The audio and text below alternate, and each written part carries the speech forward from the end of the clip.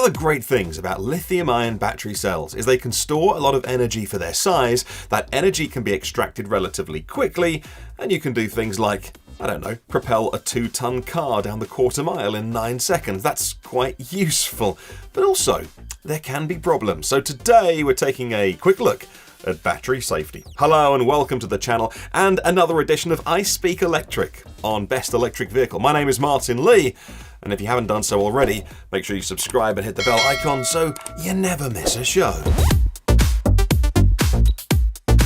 None of the topics on today's podcast are meant to replace professional advice or the user manuals that come with any certain product. If in any doubt about battery safety, consult a professional.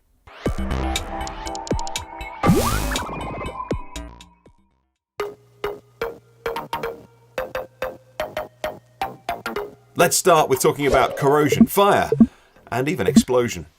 So the ability of a lithium-ion battery cell to accept, store and discharge a great amount of energy in a very short time makes them fantastic for use in EVs. But of course, having all this energy flying around can pose a risk. The main issue and potential for hazard has to do with the electrolyte. That's the stuff that the lithium ions move through when the battery is being charged and discharged. This stuff, you can tell I'm no scientist, is made of compounds that are corrosive and can be quite flammable. Now, that's when it's stored in the nice, safe casing of a cell, but not so much if it gets out, if it overheats, for example. So if you're going to have a problem with your battery, then it's probably one or a combination of the main dangers. The first is corrosion, where the electrolytes leak out of the battery eventually. The second can be fire. And the third can be, unfortunately, explosion. Let's look at the hazards. So we've just looked at some very basic things that can go wrong with the battery cell. But what about looking at how these things actually occur? Well, there are some main culprits. Let's look at those.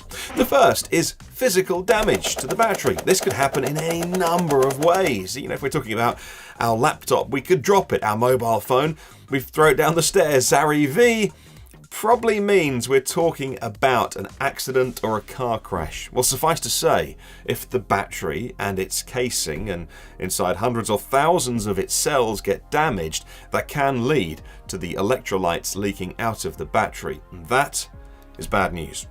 The next issue is a short circuit. This could also happen if the battery gets physically damaged. A short circuit causes the battery to heat up faster as it discharges, and the faster it discharges, the more it heats up, and, well, you get the idea, so on, so forth. Eventually the electrolyte can vaporize and leak out as it's a fairly nasty flammable gas. Or if the gas is struggling to get out, that's when the pressure builds up and the battery and the cells can explode, and of course this overheating is a problem for the battery, and in the case of EVs, that battery's probably strapped to, other bits of the car which are flammable, and inside that battery, those hundreds and maybe even thousands of cells, like I say, the knock-on effect can occur, and that's when things can escalate pretty quickly. But bashing a battery around isn't the only way to cause a short circuit. Overcharging can also cause a short circuit when too much energy is tried to be stuffed into the battery. It can build pressure, and that weakens the structure of the cell. And again, we won't get into the chemistry of what's really happening there, but you can always research it if you find this topic interesting. If the short circuit is an internal one, this can cause a runaway chain reaction. As the hotter the cell gets, the more easy the lithium ions move around, thus creating more heat, and again, so on and so forth.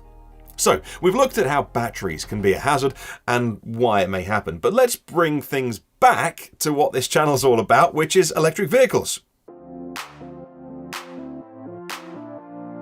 With the ever-increasing numbers of EVs on the roads, emergency services are having to learn something new when responding to incidents. Now, the idea of danger at a scene isn't anything new to these professionals. After all, something like 60 litres of a highly flammable liquid called petrol is a threat they're used to. But a high-voltage battery is something that fire services and ambulance services previously haven't had to deal with.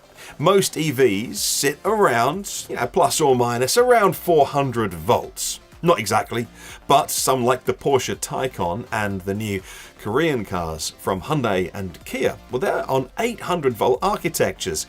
Now, you know that if you came into contact with that many volts, that's going to give you a pretty bad weekend, to say the least. As we mentioned earlier, that voltage in lithium-ion battery cells, whilst on an individual cell level isn't great, when they're made into battery packs, it gives the opportunity for high-speed charging and quick acceleration, but that is also what presents a hazard to response crews. And that crew may be, I don't know, getting a person out of a vehicle in an accident. Now, thankfully, emergency services around the world have been trained and are being trained right now on how to handle such incidents safely. All of the car manufacturers, for example, provide extensive instruction on how to isolate the battery and extract people. Charging issues. How we charge our EV is also a crucial part of battery safety. Thanks to regulations and improvements in safety standards, we can nearly always trust the chargers that we're using. But that doesn't mean that some dangers don't remain. If we're using a home charger, some in the EV world call it a granny cable. In other words, it's the cable that just plugs into your domestic socket outlet. If you use one of those rather than a professional installation, and if they're used irresponsibly, they can be dangerous. Hiring an underqualified person to install your charger may present dangers by using cheap or inappropriate materials or not being up to code. Cutting corners to save a few pennies and cents here and there just isn't a good idea with electric vehicles. Let's turn the idea of battery safety on its head for a moment and look at some connected aspects. We spoke of the integrity of the battery pack and how damaging it could potentially cause a fire or explosion or thermal runaway event in the cells. So rigidity of battery packs has become a focus of research, and it's continued to improve. And now manufacturers are learning to produce such robust battery packs that are actually becoming part of the structural rigidity of the vehicle itself. New and dedicated platforms are involving the battery packs in the structure of the vehicle, as opposed to simply building a chassis and then taking a bunch of cells, making a battery, and almost stuffing it into the available cavity. Let's end on the role of the battery management system, because let's face it, the BMS is what does much of the heavy lifting of keeping us safe. Thankfully, we have next to nothing to worry about in terms of battery safety, because modern BMSs are so good and they do all the work for us to ensure that we stay safe. Our EVs are fitted with software that allows them to control how our vehicles are charged, discharged, and monitoring the health and safety of the battery pack. For example, if you plug your car into your home charger, you might be able to program your car, or even the charger, to stop at, say, 90% capacity. And even if you don't program it, well, then your car's BMS, the battery management system, will know when to cut off the charger. Now, we might call that 100%, but it's not quite as simple as that. We'll get onto that in a moment. In other words, the BMS ensures you can't overcharge each individual battery cell. Beyond that, every EV, to varying degrees, has what's called a battery buffer.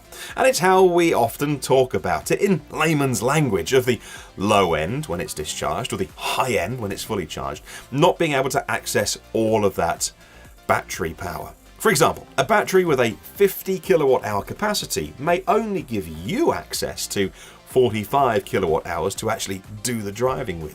When the dashboard says 100%, it's not really 100% state of charge. And in fact, what we're talking about here is cell voltage at an individual cell level. And again, we won't get into the weeds of it here now, but if you're interested in this topic, we could make more videos about that, or you could research it. Let us know. So much to talk about in so little time. These videos are always meant to be an introductory series as more people discover EVs. As we all know, there are millions of lithium-ion batteries all around us, in our phones, our laptops, our children's toys, and yes, in our electric vehicles. And in the vast majority of cases, they work for their lifetimes with no issue. There really is very little to worry about.